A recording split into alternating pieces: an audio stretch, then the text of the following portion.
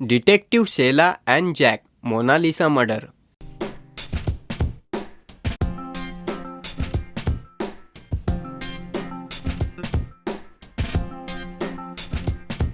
एक दिन की बात है।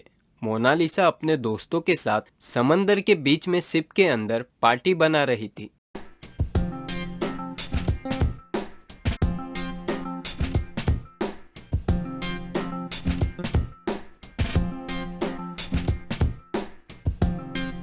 लेकिन जैसे ही वो ड्रिंक पीती है तभी उसकी मौत हो जाती है और वो नीचे गिर जाती है।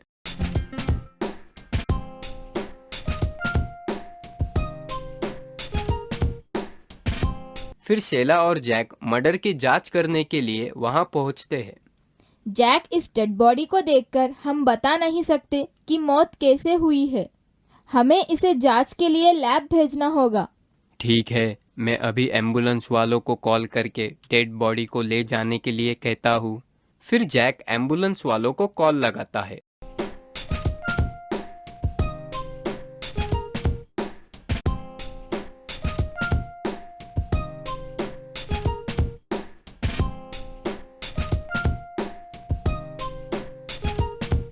और वो लोग आके डेड बॉडी ले जाते हैं।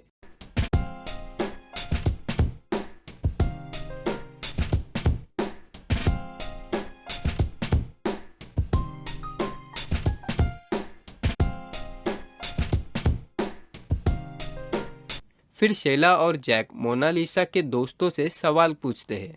ये सब कैसे हुआ और क्यों हुआ? सच सच बताओ, वरना अच्छा नहीं होगा। पता नहीं मैडम, मैं तो गर्लफ्रेंड के साथ पार्टी का मजा ले रहा था। दूसरी दोस्त कहती है, मैडम, मैं तो यहाँ पर मोनालिसा के साथ खड़ी थी। जब उसने वेटर के हाथ से ड्रिंक लेकर पिया तब वो नीचे गिर गई। कौन से वेटर के हाथ से, क्या तुम बता सकती हो? तभी शेला वेटर से पूछती है, सच सच बताओ, क्या तुमने ड्रिंक में कुछ मिलाया? नहीं मैडम, भला मैं ड्रिंक में क्यों गड़बड़ी करूंगा। चलो मान लिया तुमने ड्रिंक में कुछ नहीं मिलाया, लेकिन कहीं ऐसा तो नहीं किसी और ने तुम्हें पैसे देकर ड्रिंक का ग्लास मोनालिसा को देने के लिए कहा था? मम्मी की कसम मैडम, किसी और ने भी मुझे वो ड्रिंक नहीं दिया। ऐसा कह रहा था। तभी शेला को डॉक्टर चड्डा का कॉल आता है। शेला, मोनालिसा की मौत सांप के जहर से हुई है। सांप के जहर से? ये कैसे हो सकता है? शिप पर तो कोई सांप नहीं है। शेला, शांत हो जाओ, पहले मेरी बात सुनो। किसी ने इंजेक्शन के द्वारा मोनालिसा के शरीर में सांप का जहर डाल दिया। लेकिन डॉक्टर साहब, अगर किसी ने मोनालिसा को इंजेक्शन दिया तो उसे तो पता होना चाहिए था। ये भी तो हो सकता है मोनालिसा ने बहुत पी ली हो और वो होश में ना हो। उस वक्त किसी ने उसे इंजेक्शन दिया हो। ठीक है, शुक्रिया डॉक्टर साहब। ऐसा कहकर शेला फोन रख देती है। तभी जैक, क्या हुआ, क्या कहा डॉक्टर चड्डा ने? उन्होंने कहा मोनालिसा की मौत सांप के जहर से हुई है।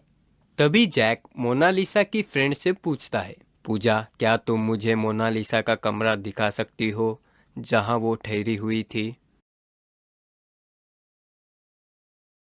फिर पूजा जैक और शेला को मोनालिसा के कमरे में ले जाती है।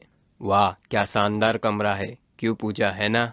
तो फिर ये बताओ, मोनालिसा के साथ इस कमरे में और कौन कौन रहता था? जैक, सवाल तुम बाद में भी कर सकते हो, पहले कमरे की तलाशी तो कर लो। शेला, तुम एक काम करो, तुम कमरे की तलाशी लो, मैं पूजा से कुछ सवाल पूछता हूँ।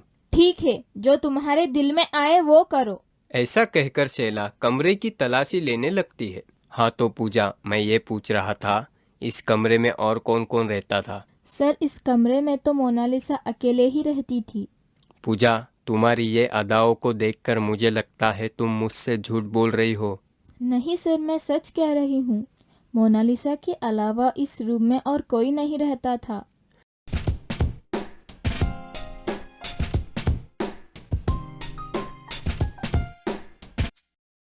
ठीक है, मैं मान लेता हूँ, यहाँ और कोई नहीं रहता था।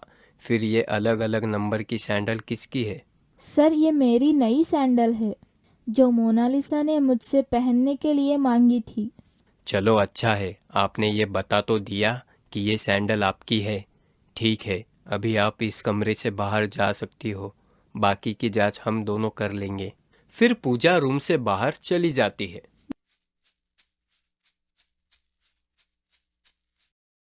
जैक पूरा कमरा चेक कर लिया, लेकिन कहीं भी इंजेक्शन का एक भी टुकड़ा नहीं मिला। तो फिर हम एक काम करते हैं, जहाँ सिप का पूरा कचरा फेंका जाता है वहाँ चेक करते हैं। लेकिन कचरे में क्यों? सेला, तुमने वो कहावत तो सुनी होगी, कोई भी इंसान दिन भर घूम क्यों ना ले, लेकिन शाम होते ही वो अपने घर जरूर आता है। ये कौन सी कहावत है? ये तो मैंने कभी सुनी ही नहीं। क्यों, तुम्हें अच्छी नहीं लगी? चलो जाने दो, काम पर ध्यान दो, कहावत को छोड़ो। फिर सेला और जैक कचरे के अंदर हाथ डालकर इंजेक्शन ढूंढने लगते हैं और उन्हें वो मिल जाता है। जैक, मिल गया इंजेक्शन। अब मुझे तुम्हारी कहावत थोड़ी थोड़ी समझ आई। फिर सेला और जैक उस इंजेक्शन को लैब में जांच के लिए भेजते हैं।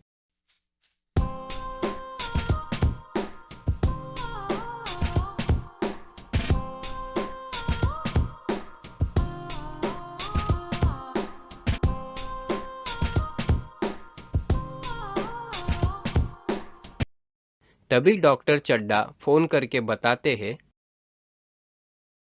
सेला, पूजा के फिंगरप्रिंट और इंजेक्शन पर पाए गए फिंगरप्रिंट दोनों एक ही है।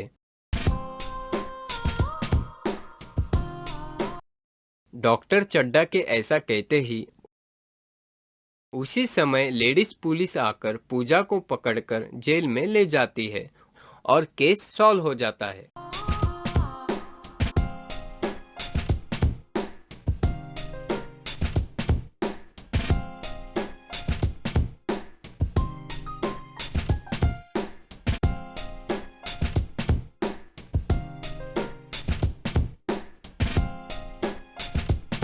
जैक, लेकिन हमने तो पूजा से पूछा ही नहीं कि उसने मोनालिसा को क्यों मारा। सेला, वो सब काम हमारा नहीं है, हमें तो बस जासूसी करके उन्हें पकड़ना है। वो सब पूछताछ पुलिस डंडे मारकर खुद कर लेगी।